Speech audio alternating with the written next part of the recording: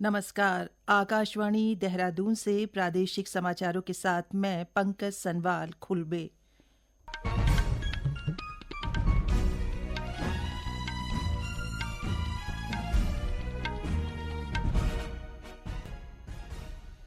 पहले मुख्य समाचार। गढ़वाल सांसद अनिल बलूनी ने उत्तराखंड में बढ़ते मानव वन्यजीव संघर्ष का मुद्दा संसद में उठाया। सरकार से त्वरित, प्रभावी और ठोस रणनीति लागू करने की मांग की। राष्ट्र आज भारत रत्न डॉक्टर भीमराव अंबेडकर को उनके 70वें महापरिनिर्वाण दिवस पर श्रद्धांजलि अर्पित कर रहा है। चारधाम यात्रा मार्ग को और अधिक सुरक्षित और सुगम बनाने के उद्देश्य से टिहरी जिले के घनसाली क्षेत्र में अवसंरचना विकास कार्य तेज गति से जारी। और पुरुष क्रिकेट में भारत दक्षिण अफ्रीका के बीच तीसरा और अंतिम एक दिवसीय मैच आज दोपहर विशाखापत्तनम में खेला जाएगा।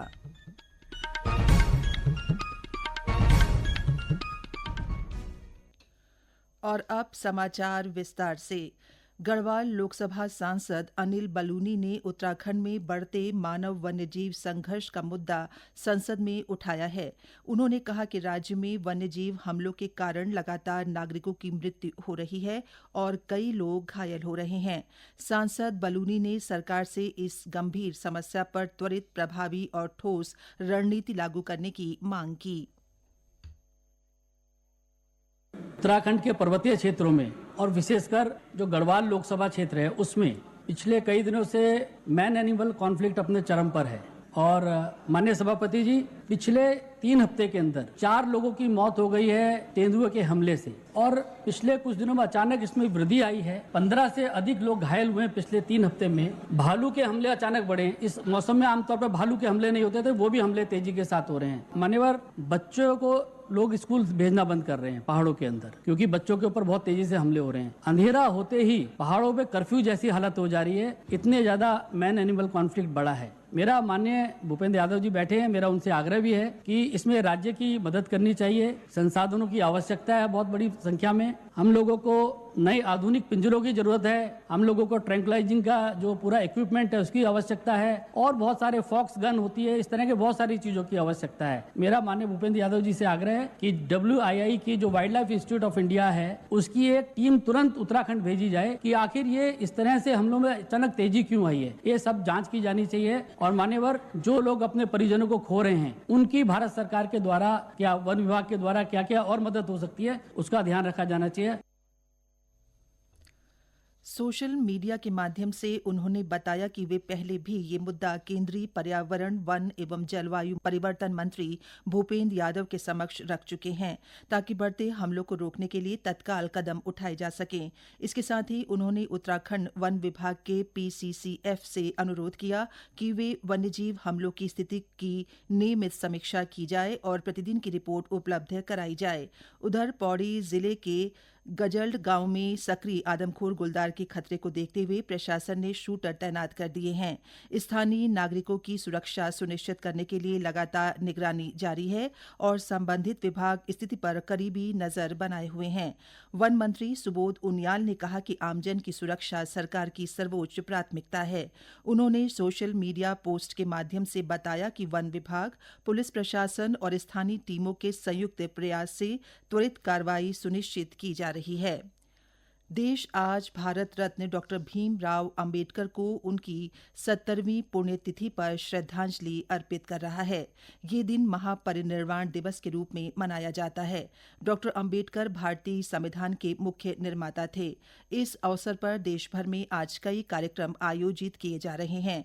राष्ट्रपति द्रौपदी मुर्मू, प्रधानमंत्री नरेंद्र मोदी, राज्यपाल गुरमीत सिंह और मुख्यमंत्री पुष्कर सिंह धामी ने भारत रत्न डॉक्टर भीमराव अंबेडकर को उनकी पुण्यतिथि पर श्रद्धांजलि अर्पित की। नागर विमानन मंत्री राम मोहन नायडू ने कहा है कि इंडिगो की उड़ानों में देरी और रद्दीकरण की स्थिति में सुधार हो रहा है और उम्मीद है कि आज से यात्रियों को प्रतीक्षा नहीं करनी पड़ेगी। श्री नायडू ने कहा कि सरकार का मुख्य ध्यान हवाई अड्डों पर लंबित उड़ानों की संख्या कम करने पर है। उन्होंने कहा कि सरकार सभी जरूरी हितधारकों के साथ सक्रिय रूप से बातचीत कर रही है। देश में बड़े पैमाने पर उड़ानें रद्द होने के बाद यात्रियों की बढ़ती मांग को देखते हुए भारतीय रेलवे ने सुगम यात्रा और पर्याप्त सुविधा सुनिश्चित करने के लिए व्यापक कदम उठाए हैं। देश में कुल 37 रेलगाड़ियों में 116 अतिरिक्त डिब्बे लगाए गए हैं। दक्षिण रेलवे ने सबसे ज्यादा डिब्बे बढ़ाए हैं, जिससे 18 रेलगाड़ियों की क्षमता बढ़ी है। ये समाचार आकाशवाणी के देहरादून केंद्र से प्रसारित किए जा रहे हैं। ताज़ा समाचार के लिए आप हमारे सोशल मीडिया एक्स व Facebook page Akashvani news Uttarakhand को फॉलो कर सकते हैं।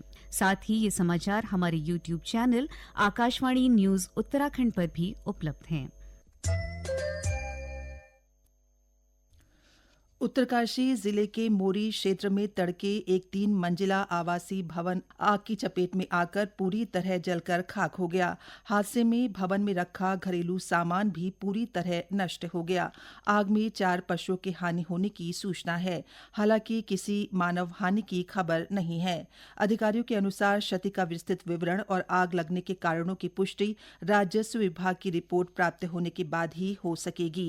स्थानीय ग्रामीणों ने घटना को बेहद दुखद बताते हुए पीड़ित परिवारों को त्वरित सहायता प्रदान करने की मांग की है।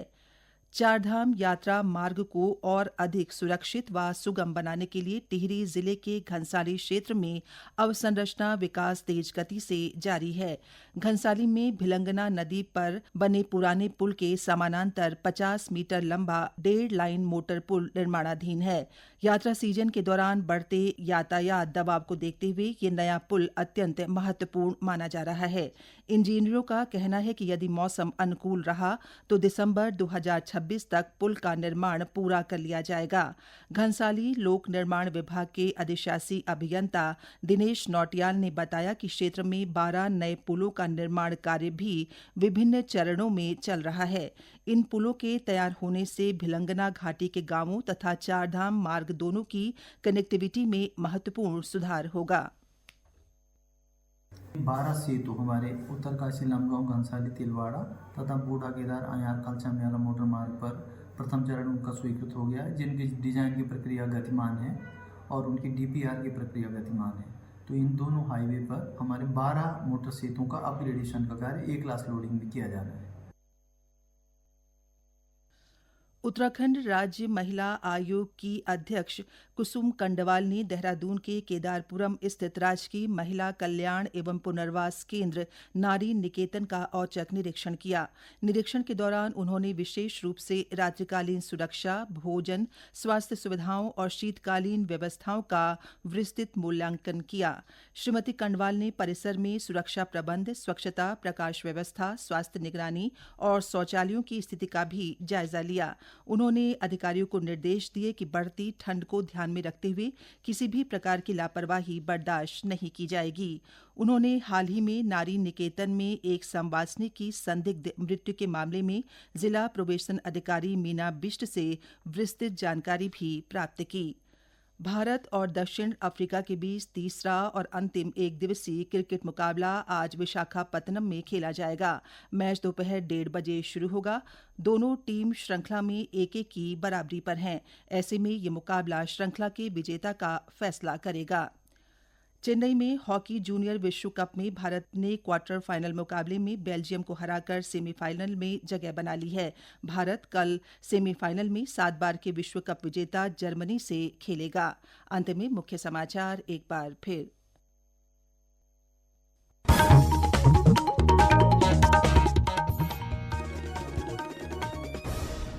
गढ़वाल सांसद अनिल बलूनी ने उत्तराखंड में बढ़ते मानव वन्यजीव संघर्ष का मुद्दा संसद में उठाया। सरकार से त्वरित, प्रभावी और ठोस रणनीति लागू करने की मांग की। राष्ट्र आज भारत रत्न डॉक्टर भीमराव अंबेडकर को उनके 70वें महापरिनिर्वाण दिवस पर श्रद्धांजलि अर्पित कर रहा है।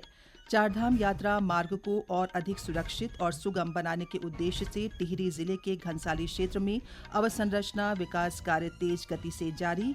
और पुरुष क्रिकेट में भारत दक्षिण अफ्रीका के बीच तीसरा और अंतिम एक दिवसीय मैच आज दोपहर विशाखापत्तनम में खेला जाएगा। इसके साथ ही प्रादेशिक समाचार का ये अंक समाप्त हुआ। अगला समाचार बुलेटिन शाम 6:30 बजे प्रसारित किया जाएगा। नमस्कार।